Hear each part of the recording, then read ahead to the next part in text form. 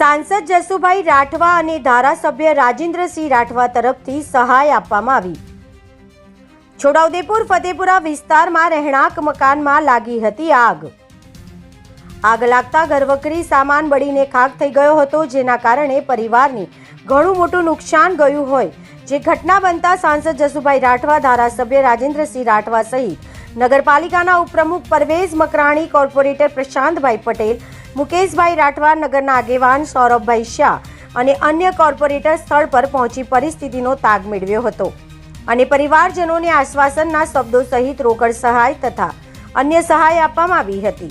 અત્રે ઉલ્લેખનીય છે કે છોટાઉદેપુર નગરના ફતેપુરા વિસ્તારમાં રાખીબહેન અને ધવલભાઈના ઘરે શોર્ટ સર્કિટના કારણે અચાનક આગ લાગતા સ્થળ મુલાકાત લઈ આશ્વાસન સાથે જરૂરી સહાય ધારાસભ્ય, સંસદ સભ્ય તથા નગરપાલિકા તરફથી પૂરી પાડવામાં આવી હતી, જેનાથી સમગ્ર ફતેપુરા વિસ્તારમાં નાગરિકોએ આ સાંસદ અને ધારાસભ્યની માનવતાવાદી સહાયને બિરદાવી હતી।